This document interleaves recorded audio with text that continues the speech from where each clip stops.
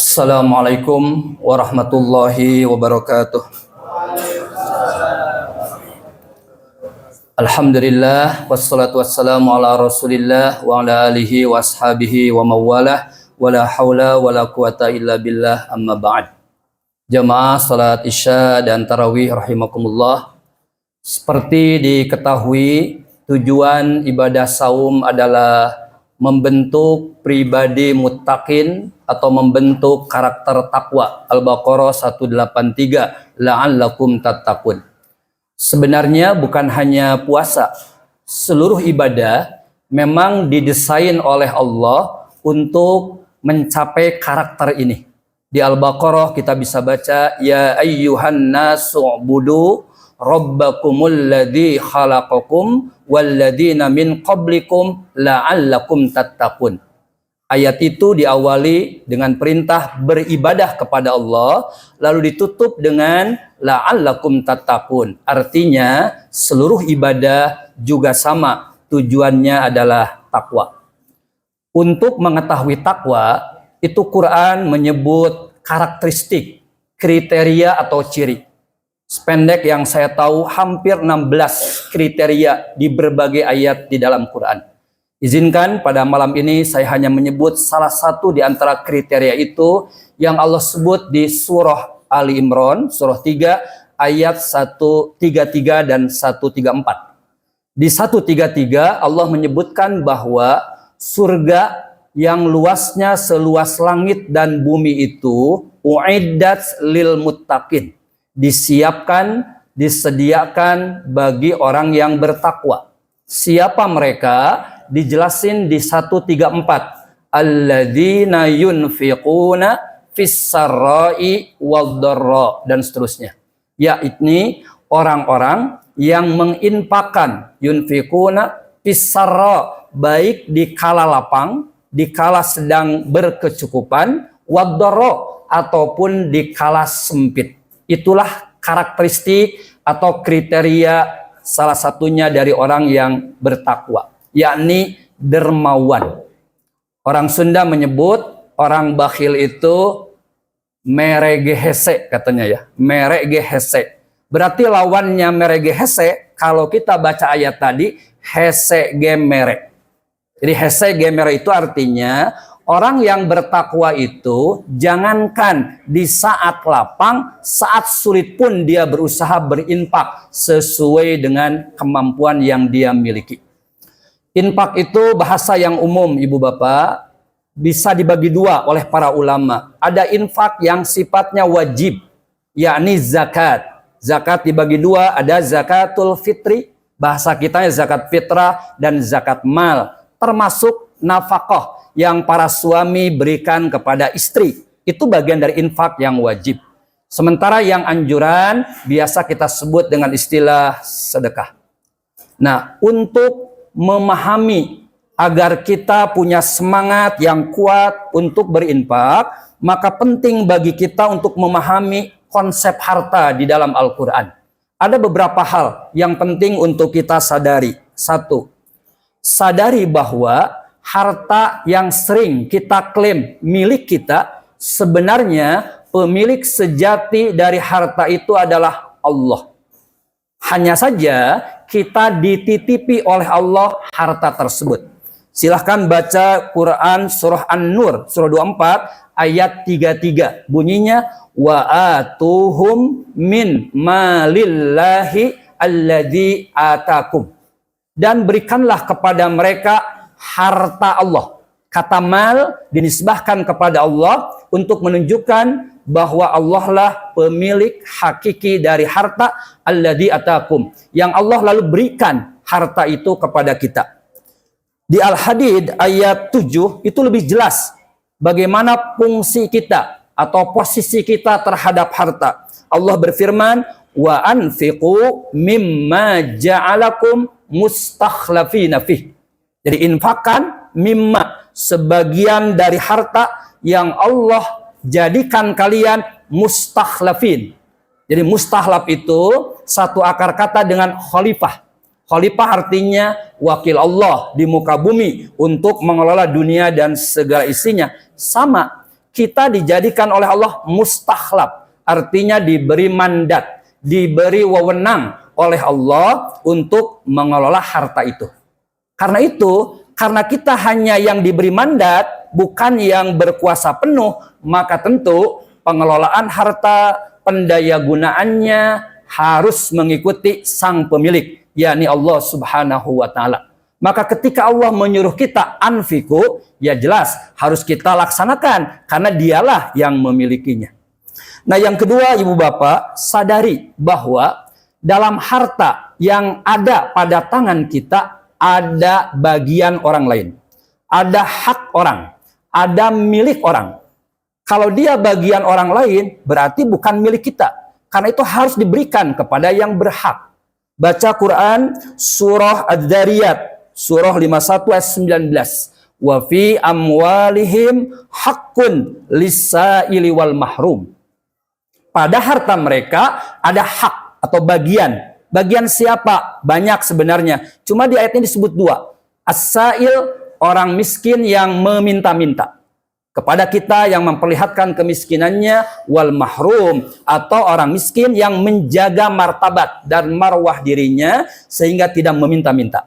Karena itu tugas para panitia zakat, khawatir di tengah-tengah kita ada orang miskin yang termasuk kategori kedua, dia tidak memperlihatkan kemiskinannya sehingga luput dari pendataan kita, mereka sendiri berhak. Nah, cuma mungkin di kita lebih banyak orang miskin yang memang meminta dan menampakkan kemiskinan. Tapi kata Quran ada juga kategori yang kedua. Lalu yang ketiga, sadari betul bahwa kelapangan di dalam hidup, kenyamanan yang kita rasakan, termasuk rezeki atau gaji atau penghasilan yang kita peroleh, di sana ada jasa orang lain. Bukan 100% hasil kerja kita. Itulah yang Allah sebutkan di dalam banyak Al-Quran, termasuk oleh Nabi SAW. Di zaman Rasulullah, yang cerita adalah Mus'ab bin Sa'ad. Ada seorang sahabat namanya Sa'ad. Ra'a lahu fadlan min dunihi. Dia merasa memiliki kelebihan dibandingkan orang yang berada di bawahnya. Sehingga agak sedikit, tanda petik, jumawa, takabur. Oleh Nabi ditegur. Dan Nabi bersabda kepada dia, dan pesannya untuk semua kita, terutama yang berkecukupan.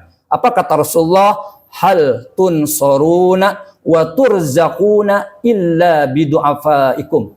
Wahai Sa'ad, wahai orang-orang yang kaya, wahai orang-orang yang berkecukupan, bukankah kalian ditolong di dalam hidup, bahkan diberi rezeki, kecuali melalui perantaraan du'afa. Du'afa itu jama dari dhaifun, orang-orang kecil. Orang-orang yang kita remehkan. Mereka punya jasa di dalam kenyamanan yang hidup yang kita rasakan, bahkan rezeki yang kita dapat. Beri contoh, seorang manajer, direktur di sebuah perusahaan, dapat gaji sampai ratusan juta, tidak mungkin kalau tidak ada karyawan yang membantu dia. Bahkan supir mungkin yang mengantarkan dia pergi sehari-hari ke kantor, ke berbagai tempat, termasuk office boy di kantornya, termasuk satpam yang menjaga keamanan. Mereka lah orang-orang berjasa bagi dia. Semua kita pun sama. Seorang penjual di pasar tidak mungkin dapat penghasilan yang banyak kalau tidak ada pembeli. Kalau tidak ada tukang panggul, jualan sayur misalnya, nun jauh dari Pangalengan, di tengah dini hari, atau orang yang parkir motor dan lain-lain, semua berjasa dalam perolehan rezeki kita. Karena mereka berjasa, maka ucapkanlah terima kasih kepada mereka. Dalam bentuk apa? Kata Allah, anfiqu mimma razaqnakum. Infakkan sebagian dari harta yang Allah sitipkan tadi kepada kita.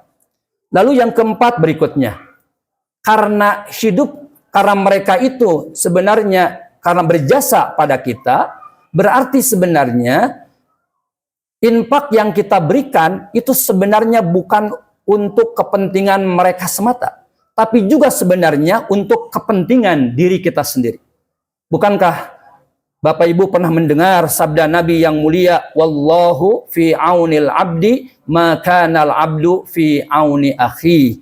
Allah selalu senantiasa akan menolong hambanya selama hamba itu menolong saudaranya. Itulah hukum yang jelas dalam Quran yang tidak mungkin bohong dan dusta. Nah, prinsip-prinsip tentang harta inilah yang perlu kita sadari sehingga kita ketika Allah menyuruh untuk menginfakkan, mengeluarkan sebagian dari harta yang ada pada kita, kita tidak merasa berat melakukannya. Lalu hal penting ibu bapak yang perlu kita sadari. Ada ayat di Quran surah Muhammad 36-37. Sederhananya ayat itu begini. Jika Allah meminta, mendesak dari kita untuk mengeluarkan semua harta yang kita miliki, pasti kita kikir, kata Allah.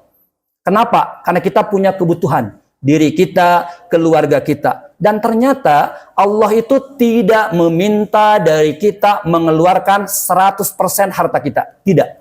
Maka dalam berbagai ayat di Quran selalu menggunakan kata min ma. Minnya kata para ahli bahasa litab'id. Menunjukkan sebagian. Maka terjemahnya infakkan sebagian dari harta yang kita miliki. Mari kita hitung berapa besar sih. Kalau kita pakai teori zakat yang sifatnya wajib, misalnya zakat mal, paling besar ibu bapak, zakat mal itu 20%. Itu berlaku untuk rikaz. Rikaz itu barang temuan. Pertanyaan saya, adakah di antara bapak ibu di sini yang hadir yang pernah mendapat rikaz? Kayaknya belum. Rezeki nomplok lah, harta karun.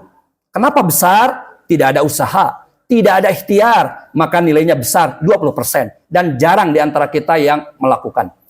Di sini rata-rata mungkin para pegawai ASN ataupun profesional dan lain-lain, para ulama kontemporer yang berpendapat ada zakat penghasilan dan profesi itu kan rata-rata berkata 2,5% dengan nisbahnya ke emas ya 85 gram atau ke pertanian juga bisa. 2,5% sangat kecil, kalah dengan petani. Petani saja 10% kalau mereka itu tanpa biaya. Jadi tidak ada biaya yang dikeluarkan, tak ada hujan kalau di kampung. Kalau ada biaya irigasi dan lain-lain 5%. Bayangan, petani aja 5%. Kita rata-rata 2,5%. Maka kata Allah di ayat 37 surah Muhammad, "Iyas'alkumuha fayuhfikum tabkhulu wa yukhrij adghanakum." Kalau Allah sudah meminta sebagian kecil dari harta yang kita miliki dan kita masih tidak mau, Allah akan mengeluarkan atau menampakkan kedengkian di antara kalian. Apa yang dimaksud? Kedengkian dari mana lahirnya? Dari orang-orang miskin atau orang-orang yang kesulitan. Jadi kalau orang miskin melihat saudaranya, temannya, tetangganya, ada jurang, ada gap yang sangat besar dari sisi penghasilan, sementara dia mengalami kesulitan secara ekonomi, lalu orang yang berada itu tidak mau berbagi dan menginfakkan, akan muncul rasa iri dan dengki dari mereka. Sifat iri dan dengki ini seringkali mendorong mereka melakukan tindakan-tindakan kejahatan. Bisa jadi pembunuhan, perampokan, penjarahan, dan sebagainya. Karena mereka tidak mau berbagi. Sebaliknya, kalau orang kaya, orang yang cukup mau memperhatikan mereka, berbagi dengan mereka dalam bentuk infak dan lain-lain, maka akan terjadi harmonisasi sosial, solidaritas sosial. Artinya rasa dengki dan iri dari mereka akan Allah hilangkan juga. Hadirin yang mulia, inilah Ramadan, saatnya kita mengokohkan rasa solidaritas sosial kita kepada sesama kita. Ibnu Abbas dalam hadis Bukhari berkata, Nabi itu Rasulullah orang paling dermawan. Dan beliau lebih dermawan lagi di bulan Ramadan. Saat Jibril menemui beliau setiap malam untuk melakukan mudarasatul Quran. Bahkan oleh Ibnu Abbas digambarkan kedermawanan Nabi di Ramadan ibarat angin kencang atau angin yang berhembus dengan kencang. Artinya begitu mudahnya, artinya konsisten dalam melakukan. Inilah salah satu dari kriteria takwa yang mudah-mudahan kita bisa terus sadari bahwa dalam harta kita ada hak orang lain, maka berikanlah kepada mereka, salurkanlah kepada mereka, baik dalam bentuk zakat yang sifatnya wajib, ataupun sedekah, ataupun wakaf, dan kebaikan-kebaikan yang lain. Dengan cara itu sebenarnya kita sedang menolong diri kita, sedang mengembangkan harta kita. Aqulu qouli hadza wa astaghfirullah li wa lakum. Assalamualaikum warahmatullahi wabarakatuh.